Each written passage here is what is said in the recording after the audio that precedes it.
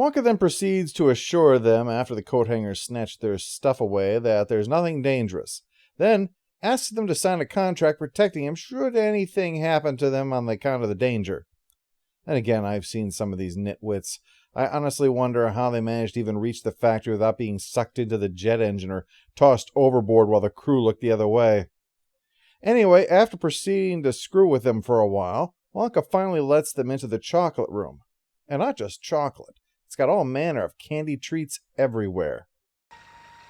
Hold your breath. Make a wish. Count to 3. Gene Wilder makes this look effortless. Who could do comedy acting well because he's an amazing actor, just period. This is when he sings the famous song of the film, Pure Imagination, before everyone comments on the brown river running through it. Wonka corrects their misunderstanding. That's not water, it's chocolate. He mixes it by waterfall. Alright, I promised I'd discuss chocolate, so here we go.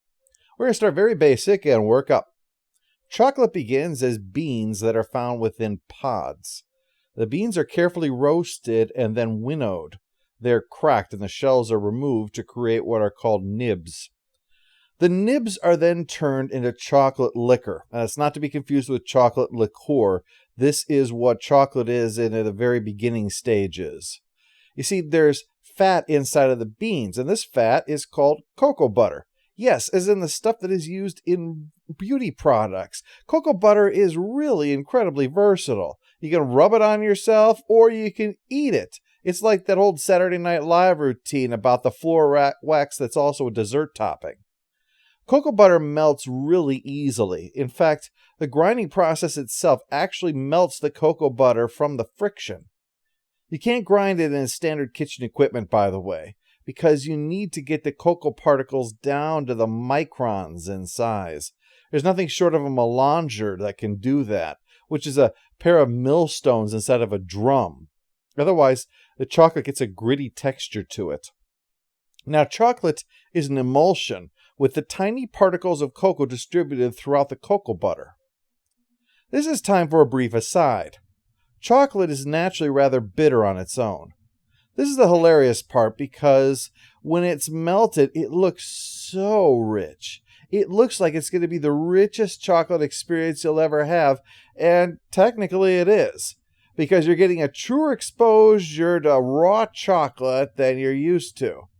Basically, think of it as the difference between watching Lethal Weapon and hanging out with Mel Gibson when he's drunk. It's a more purified experience in one sense, but not what though you really would be expecting, or really wanting for that matter.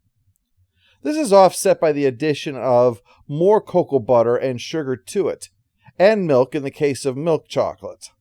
Now this leads to snobbish comments that more popular chocolate is just fat and sugar. By the way, when I say snobbish, I don't mean people who like that. I mean people who turn their noses up because, oh, it's just fat and sugar. Yes, but the fat is just more cocoa butter, which comes out of cocoa beans. Objecting to the added fat inside of chocolate is like complaining that instruments have been added to someone's singing.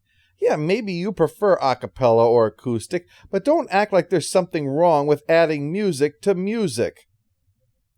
As for sugar, it's got far more of a job to do than actually sweetening the chocolate, although it certainly does that. But rather, and this is why chocolate on a diet is a problem, it actually helps serve as a surface on which for crystals to form. It's a necessary part of the molecular structure of the chocolate that we're accustomed to. I mean, it may be hard to believe, but the fat within chocolate forms 6 different types of crystals to it, which impacts the quality of the chocolate. You want to get type 5 crystals to form. Sugar helps the fat to do that. Now, as for the milk in milk chocolate, that's tricky. You can't just dump milk in because milk contains water, and water is the enemy of melted chocolate. When even the tiniest amount of water is introduced, it disrupts the entirety of the emulsion. The fat crystallizes around the water, causing the sugar and cocoa particles to form a grainy mass. Now, this is called seizing. And when chocolate seizes, it's ruined. In fact, it might not just ruin the chocolate. The mass it creates can actually break the equipment, which can even happen in the right environmental conditions, or rather the wrong environmental conditions. Trace moisture left in the beans after roasting could possibly evaporate, condense on the top of the container, and reach a point where a single drop of water falls back into the mixture. Doesn't matter that it started in there. That's enough, in many cases, to seize the chocolate. It's for this reason that milk is added in either powdered or paste form to make chocolate. It's also why you don't use powdered sugar in chocolate. You might think, wouldn't that mix in easier? Now, actually, if you check the list of ingredients on powdered sugar, you'll likely find cornstarch. That's to prevent the powder from caking up. But the same way it does that, it can screw up your chocolate by absorbing moisture from the air and again cause the chocolate to seize. I should note that for the it's just fat and sugar people, part of the point is that popular chocolate actually contains very little cocoa. The chocolate that I learned to make for this has 15% cocoa. My wife says it's too strong. It's thus a point with chocolate where one has to get philosophical about it. People who say that what I make isn't chocolate to them could arguably have a point. And I have to admit to my own snobbishness that those who talk about making bar chocolate out of cocoa powder, you can find videos to do that on YouTube, that I think they're not making chocolate. They're making a chocolate-flavored brick of grit. Ultimately, what it comes down to, though, is what appeals to you. Chocolate is there to be enjoyed. And if you like 80%, 10%, or even these bricks, that's all that really matters. I mean, you don't get bonus points in life eating chocolate that you don't find appealing. Of course, there are effects on your body from what you put into it, naturally. It's why I decided that when I was working on this video, I would see about how to make chocolate. I figured after I got the hang of it, I can learn how to make my own and see what can be done to create something that's palatable but can fit my dietary requirements. First point I will share with you. Do not try substituting heavy cream powder for milk powder. You'd think that'd make it even richer. It's awful. Oh, and if you get a melanger, additional tip. That's not related to chocolate, but it's just good to know. You can make peanut butter with it, and damn, but that is some good stuff. Just buy a bulk of lightly salted roasted peanuts with the skins off of them, grind them up in the food processor a bit, and then slowly pour them into the melanger, slowly so it has time to break them down without breaking itself. Then just wait a few hours and let it run. And nothing else needs to be added. It makes peanut butter with the viscosity of ranch dressing. I mean, this stuff drips. You could pour it over ice cream if you want to. Now, as established, Wonka is mixing his chocolate by waterfall. That's obviously fantasy. But let's pretend for a moment that we want to stretch things and think about why he thinks it's right. You could say that this is actually chocolate liquor. The milk and sugar are added to the river itself, after all. And the waterfall allows for aeration. You need to allow chocolate to release some of the unpleasant chemicals into the air so it doesn't ruin the flavor of it. The river could potentially allow for continuous mixing, machines below the surface creating the current to do this, and it might reduce the viscosity of the chocolate liquor to make the addition of milk and sugar more effective. Okay, but that's enough thinking about that. Let's get back to the film itself. This is when the new employees are revealed doing this job, the Oompa Loompas, from Loompa Land, obviously. This was a waste filled with predators, so Wonka offered them the chance to stay in his factory where they'd be safe. So grateful are they that they in turn help him make his candy. Hey, Daddy, I want an Oompa Loompa. I want you to get me an Oompa Loompa right away. I don't know which is creepier, that Veruca wants to have a slave or that she's demanding a slave while wearing the mother of all anal beads. But the discussion is interrupted by Augustus eating the chocolate straight from the river until he falls in.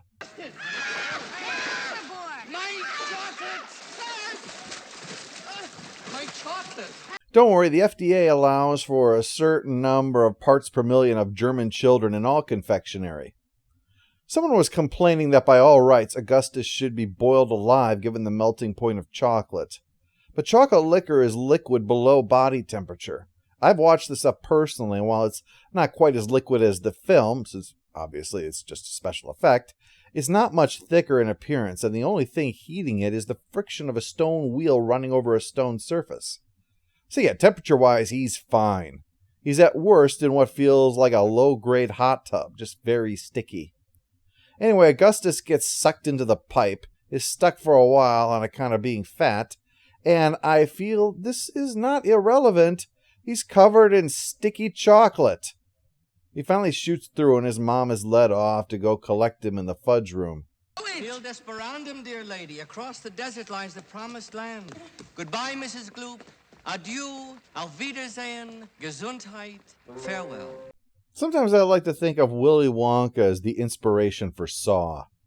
Well, at this, the Oompa Loompas do what they're famous for, singing a song about how somebody's fucked up. It's the catchiest song about body shaming of all time, I have to say. Well, time to ride the Wonka boat down the Chocolate River, and there is no way that can sound like a euphemism involving poo. From there, it's into the tunnel of screwing with your heads, as all kinds of nasty things start to appear on the walls, while Wonka throws in a little singing to add to the atmosphere that life is a cruel joke with no punchline. Wonka, you can't possibly see where you're going, Wonka! You're right. I can't. Well, at least you're not unaware of the situation, thanks.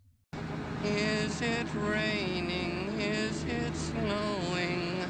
Is a hurricane a-blowing? There is a method behind his madness, although it is still madness. This poem was actually written by Roald Dahl.